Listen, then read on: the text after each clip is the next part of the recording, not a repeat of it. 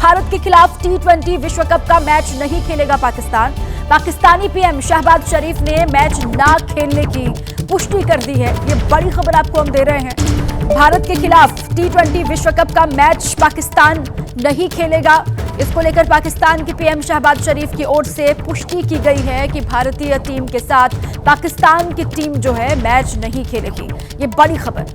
T20 विश्व cup का जो मैच होना था कोलंबो में, वो अब भारत पाकिस्तान के बीच में नहीं होगा, क्योंकि पाकिस्तान की टीम ने खेलने से इनकार कर दिया है। पीएम शहबाज शरीफ ने इसकी पुष्टि की है। ये बड़ी खबर।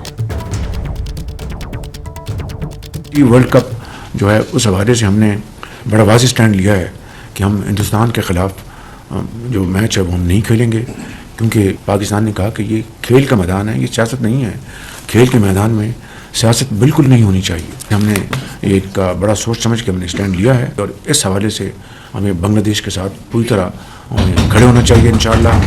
महाराष्ट्र से खबर है, मुंबई से बड़ी खबर आपको बताएं। यहां मुंबई में लिफ्ट के अंदर गुब्बारों में अचानक से धमाका हो गया। लिफ्ट के अंदर हाइड्रोजन गैस से भरे गुब्बारे फट गए, जिसमें 3 लोग झुलसे हैं। इस हादसे में अस्पताल में भर्ती करवाया गया है। मुंबई की एक बिल्डिंग की लिफ्ट में गुब्बारे में धमाका हो गया, जिसका फुटेज भी सामने आया कि इस वक्त आपको हम दिखा रहे हैं। लिफ्ट में पहले एक महिला और फिर एक व्यक्ति गुब्बारे लेकर घुसता है। इसके बाद अचानक से गुब्बारों में धमाका हो जाता है, ब्लास्ट हो जाता है। पुलिस ने यह जानकारी दी है कि आग से आदमी और महिला को चोटें आई हैं। उन्होंने बताया कि गुब्बारे बेचने वाले के खिलाफ केस भी दर्ज कर लिया गया है। पूरी घटना लिफ्ट में लगे सीसीटीवी कैमरे में रिकॉर्ड हो गई। वही फुटेज इस वक्त आप देख रहे हैं। अब गुब्बारों के साथ एक व्यक्ति अंदर जाता हुआ आपको दिखाई दे रहा है, लिफ्ट के भीतर घुसता हुआ नजर आ रहा है। पहले एक महिला जाती है, उसके बाद एक शख्स जाता है जिसके हाथ में बलून्स हैं और उनमें अचानक से ये धमाका, ये विस्फोट हो जाता है, जिसके बाद अफरा तफरी वहां मच जाती है। महिला लिफ्ट से बाहर भागती हुई दिखाई दे रही है और वो शख्स भी आपको नजर आ रहा है। अब पुलिस की ओर से कहा गया है कि कार्रवाई होगी इस मामले में। जो गुब्बारे लेकर व्यक्ति अंदर घुसा है उसके खिलाफ। रात के करीब 11 बज रहे थे। लिफ्ट का दरवाजा खुला तो एक लड़की सूटकेस के साथ लिफ्ट के अंदर दाखिल हुई। उसके पीछे 2 और युवक घुसे, जिसमें से एक के हाथ में गुब्बारे थे, लेकिन अगले ही पल गुब्बारों में जोरदार धमाका हुआ।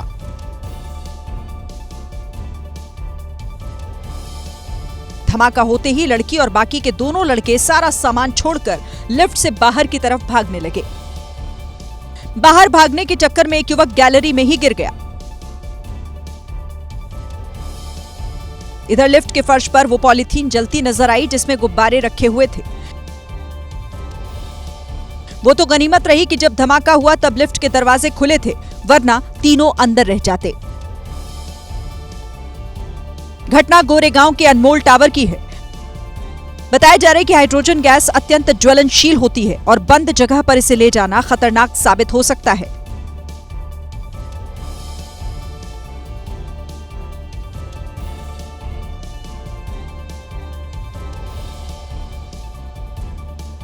मध्य प्रदेश के सागर से बड़ी खबर है। सागर में सनसनीखेज वारदात से हड़कंप मचा हुआ है। सामुदायिक स्वास्थ्य केंद्र में नर्स की गोली मारकर हत्या कर दी गई है। नर्स दीपशिखा की मौत पर अब मामले की जांच पुलिस कर रही है। ये बड़ी खबर मध्य प्रदेश के सागर से है, जहां पर सनसनीखेज एक वारदात जिससे पूरे इलाके में हड़कंप मचा हुआ है। सामुदायिक स्वास्थ्य केंद्र में नर्स की गोली मारकर हत्या बताई जा रही है। नर्स का नाम दीपशिखा बताया जा रहा है। पुलिस को जैसे ही इसकी सूचना मिली, पुलिस पहुंची मौके पर। मामले की जांच पड़ताल पुलिस ने शुरू कर दी है। अब किसने गोली मारी, क्यों गोली मारी, क्या वजह हो सकती है, हर पहलू की पुलिस जांच वहां पर कर रही है। ये बड़ी खबर एमपी से है, सागर से बड़ी खबर है। सामुदायिक स्वास्थ्य केंद्र का ये मामला है। वहां पर जो नर्स दीपशिखा गोली मारकर हत्या कर दी गई है उनकी। 80 के दशक में बिहार में पकौड़वा शादी की खूब चर्चा होती थी। ये ऐसी शादी होती थी जिसमें लड़के को जबरदस्ती मंडप में बैठाया जाता था। एक बार फिर इसी तरह का मामला खगड़िया जिले से सामने आया। घर की महिलाएं शादी के गीत गा रही थी, लेकिन मंडप में बैठा दूल्हा भागने की नाकाम कोशिश कर रहा था। दुल्हन इंतजार में थी कि कब उसका जीवन साथी उसकी मांग में सिंदूर भरेगा, लेकिन जीवन साथी तो इस मुसीबत से छुटकारा पाने की मशक्कत कर रहा था। जबरदस्ती दूल्हे को शादी के कपड़े पहनाए गए। दुल्हन की चुनरी से दूल्हे के कपड़ों में गांठ लगाई गई और शुरू हुई शादी की रस्में। रात के अंधेरे में शोर, हंगामे और दूल्हे की आनाकानी के बीच शादी की रस्म पूरी हुई। दरअसल मन्नयम कुमार को गाय खरीदने के बहाने दूसरे गांव ले जाया गया और हथियार के दम पर उसके 7 फेरे करवा दिए गए। तो बोला क्या हम अब एक गाय देख के आ रहे हैं, तुम इसी जगह बैठो। तो हम बैठे थे। उसके बाद देखे 4-5 ठो लड़का था वहीं पे। एक ठो लड़का आया, बोला क्या कि अपना मोबाइल दीजिए। तो हम बोले क्या है? तो बोला क्या आपका चार्ज नहीं है, हम चार्ज में लगा देते हैं। हम बोले कि नहीं मेरा चार्ज है, आप रहने दीजिए। ज़बरदस्ती वो मेरा मोबाइल छीन लिया। जैसे छीना तो उधर से देख हम भागने लगे, तो उधर से देखे कमल राय जो मुझे गाय खरीदने के लिए लेके गया था, वो और एक तो चुहवा नाम का लड़का था। वो दोनों पिस्टल निकाल के मेरे कनपट्टी में सटा दिया। पीड़ित दूल्हे का दावा है कि उसके साथ मारपीट भी की गई। वहीं जब इस युवक के परिजनों को शादी के बारे में पता चला तो उन्होंने थाने में शिकायत दर्ज करवाई, लेकिन लड़की कह रही है कि शादी दोनों की रजामंदी से हुई। ये सब झूठा आरोप है, ऐसा कोई बात नहीं हुआ। लड़का अपने मर्जी से शादी किया है। वो हमको पहले से जानते पहचानते थे और वो आते जाते भी थे। इस शादी का एक दूसरा वीडियो भी सामने आया जिसमें दूल्हा चुपचाप बैठकर शादी की रस्में पूरी कर रहा है और दुल्हन का कहना है कि दूल्हे ने इस वजह से हंगामा किया क्योंकि उसके घर वाले उस पर दबाव बना रहे हैं। इसी बीच एक बड़ी खबर आपको हम बता दें, मध्य प्रदेश में संघ प्रमुख मोहन भागवत का बड़ा बयान सामने आया है। उन्होंने कहा है कि सेवा और कल्याण है भारत का धर्म। ये बड़ी खबर, मध्य प्रदेश में संघ प्रमुख मोहन भागवत ने ये बयान दिया। उन्होंने कहा कि सेवा और कल्याण भारत का धर्म है और इसके बारे में ही सभी भारतीयों को सोचना भी चाहिए, इसी के तहत कार्य भी करने चाहिए। मध्य प्रदेश में मौजूदगी थी संघ प्रमुख मोहन भागवत की और वहीं से उन्होंने ये बड़ा बयान दिया कि उन्होंने एक बार फिर से ये दोहराया कि सेवा और कल्याण भारत का धर्म है।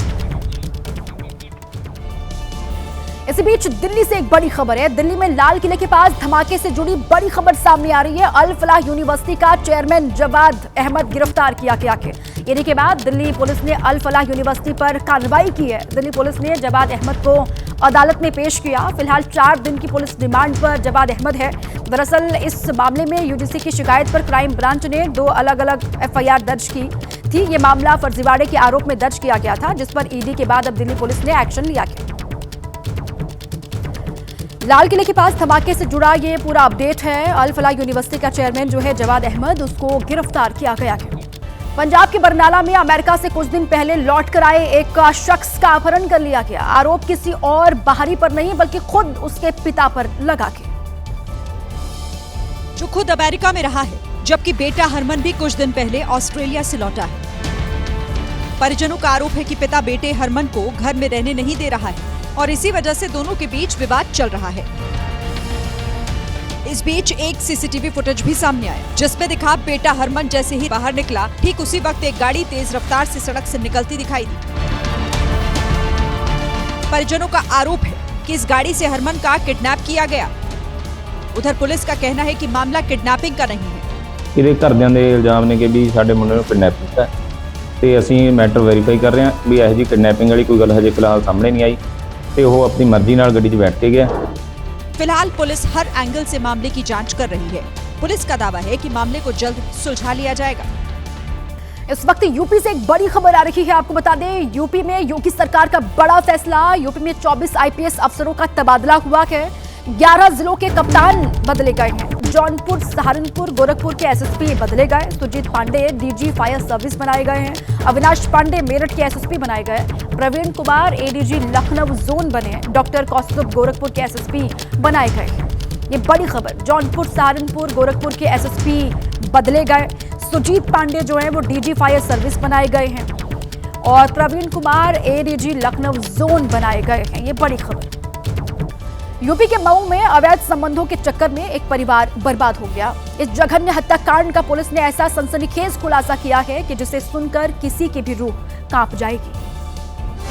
पुलिस की गिरफ्त में खड़ा ये आरोपी बता रहा है कि उस रात कितनी बेरहमी से उसने अपनी प्रेमिका के ससुर का कत्ल कर दिया था। पुलिस के मुताबिक मृतक का बेटा 2 साल के लिए दुबई गया था।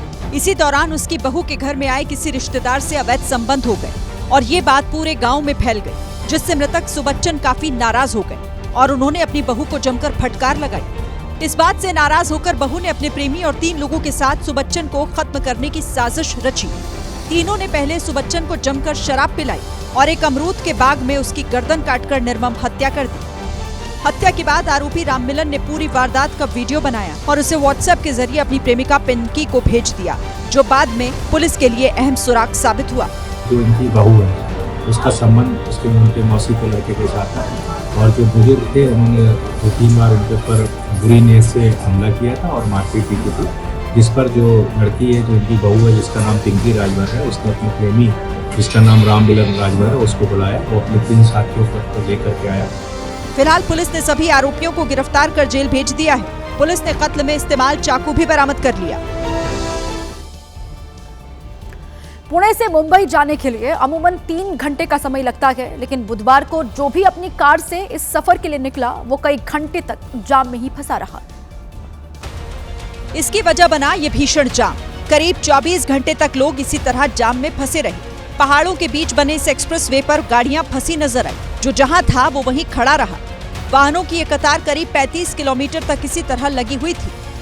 दरअसल खंडाला घाट के आडोशी सुरंग के पास गैस से भरा टैंकर पलट गया था, जिसके चलते पूरी व्यवस्था चरमरा गई। टैंकर से रिसाव के कारण मुंबई की ओर जाने वाली लेन पूरी तरह बंद कर दी गई, जिससे हजारों वाहन चालक जाम में फंस गए। कई यात्रियों की फ्लाइट तक मिस हो गई। इसे लेकर आदित्य ठाकरे ने सोशल मीडिया पर लिखा, बहुत ही अजीब बात है कि सरकार मुंबई पुणे एक्सप्रेसवे पर 20 घंटे से ज्यादा समय से फंसे लोगों की मदद नहीं कर पा रही।